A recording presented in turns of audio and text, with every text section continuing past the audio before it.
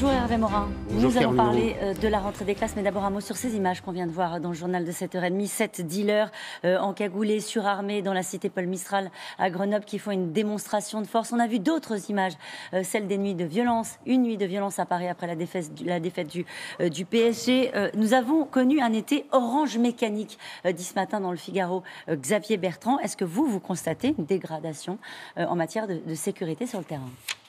Ce que je crois, c'est qu'il y a chez beaucoup de Français un sentiment, bien sûr, d'impunité, tout le monde le dit, mais aussi un sentiment de fragilité du pouvoir, de l'ordre, de la capacité à faire respecter la loi. Et ça, depuis un an et demi, depuis les Gilets jaunes, ces ronds-points qui sont pendant des mois occupés, des manifestations avec des violences qui ne sont pas sanctionnées. Et en quoi ça a joué ?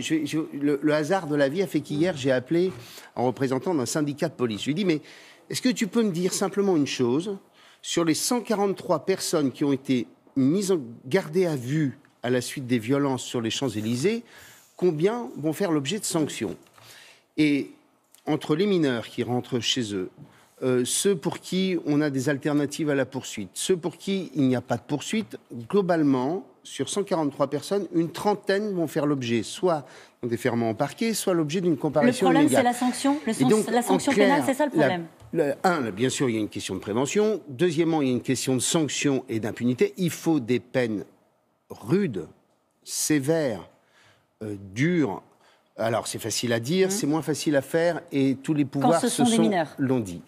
Et je crois qu'il y aurait quelque chose d'assez simple à faire, c'est de faire des états généraux sérieux, avec magistrats, policiers, ensemble des structures qui participent à la lutte contre la délinquance, à la prévention, comment traiter le milieu carcéral pour éviter la récidive, et créer ces états généraux en disant comment on fait pour arriver à un système d'impunité zéro. Parce qu'aujourd'hui, le problème, c'est que les peines ne sont pas exécutées pour une bonne partie d'entre elles. Pour d'autres, l'acte de délinquance ne fait l'objet d'aucune réponse, ou presque. Et donc, je pense qu'il faudrait... C'est compris. Le problème, le sujet, c'est qu'il faut mettre sur la même table des hommes et des femmes qui, bien souvent, ne se comprennent plus et se disent, entre le policier qui dit « moi je fais mon boulot » et il ne se passe rien derrière, le magistrat qui dit « j'ai pas les moyens pour le faire », comment tous ensemble Hervé on trouve Morin, les voies et moyens. la seule question que je vous posais au début, c'est vous êtes un homme de terrain. Est-ce que vous constatez une dégradation de la situation ? Est-ce que le problème, ce sont je termine juste ma question. Pardon, excusez-moi. Est-ce que le problème, ce sont les images, toutes ces images que l'on voit désormais, des images de violence à l'endroit des élus, comme on l'a vu il y a encore quelques jours, qu'on voit en boucle sur les réseaux sociaux, ou est-ce que c'est la situation en elle-même qui se dégrade ? Et on est monté d'un cran, c'est ce que dit Xavier Bertrand. Les chiffres d'eux-mêmes parlent, puisqu'il y a une très forte hausse de tous les indicateurs sur la délinquance. C'est les chiffres du ministère de l'Intérieur. Donc, ça, c'est l'échec de ce gouvernement ? C'est une partie d'échec du gouvernement, notamment parce qu'on ne veut pas nommer les choses. Quand le chef de l'État évoque l'idée d'incivilité, pardon, ce n'est pas des incivilités, ce sont des crimes et des délits. C'est aussi simple que cela.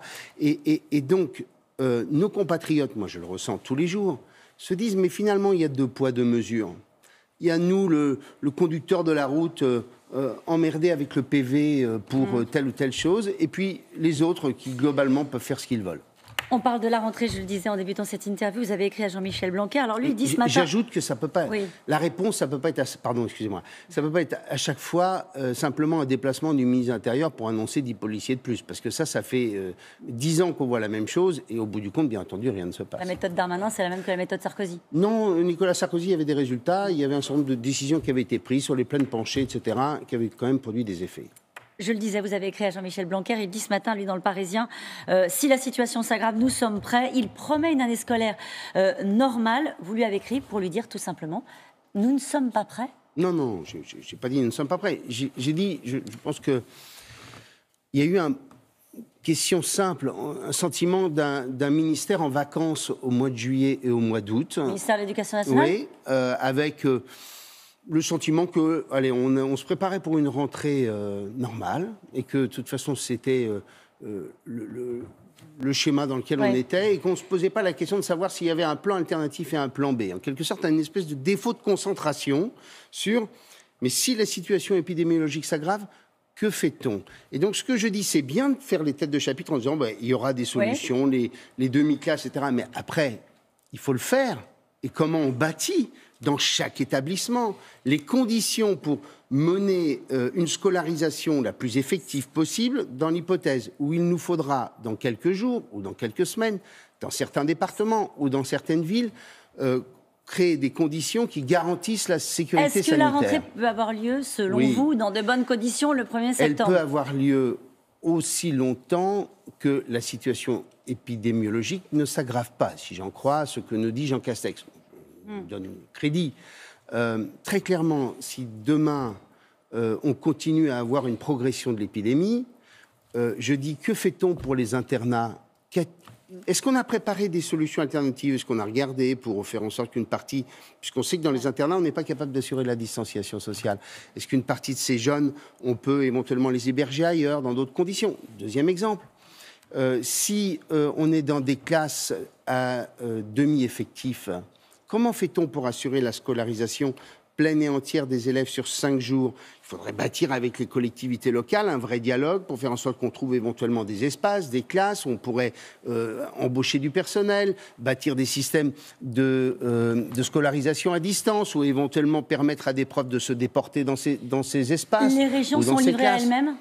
Je dis que nous n'avons pas préparé concrètement et précisément avec les chefs d'établissement un plan alternatif sur toutes les questions de la vie quotidienne d'un établissement, que ce soit le transport scolaire, que ce soit bien sûr la restauration collective, que ce soit bien entendu les plages horaires permettant d'assurer suffisamment de scolarisation pour tous ces élèves, et enfin des questions comme celle des ateliers dans les lycées professionnels pour assurer la sécurité. Les vacances auraient dû servir à cela, elles n'ont pas servi à ça. Les vacances auraient dû servir à cela, et on n'a pas donné des consignes aux chefs d'établissement pour leur permettre de préparer un plan alternatif, solide, capable d'être mis en œuvre rapidement. Parce que quand vous voyez la situation à Marseille ou à Paris, vous vous dites que dans quelques jours, peut-être qu'on va être obligé de prendre des mesures un peu plus dures. Vous n'y croyez pas à la rentrée normale, en fait, ce que dit Jean-Michel Blanquer dans Le Parisien ce matin. Il dit que ce sera une année scolaire normale. Vous n'y croyez pas? Quand il nous dit tout a été préparé, c'est pas vrai. C'est aussi simple que cela. Il n'y a pas eu de consigne de donner pendant 1 mois et demi aux chefs d'établissement pour leur dire préparez-nous un plan si la situation s'aggrave, parce qu'on se disait il y a une contamination qui reste à bas bruit. On a commencé dès le début du mois d'août. Moi, je l'ai dit à vos confrères sur d'autres plateaux télévisés. Dès le début du mois d'août, j'ai dit nous ne serons pas prêts si l'épidémie reprend. Ça veut dire qu'elle vous inquiète, cette rentrée scolaire, quand même, Hervé Morin? Je dis qu'il y a un sujet, c'est qu'on ne peut pas dire aux Français durcir les règles dans les entreprises, dire aux Français faites attention dans les transports, et avoir un autre discours quand on s'adresse aux 12 millions d'élèves qui vont être scolarisés. Merci beaucoup, Hervé Morin.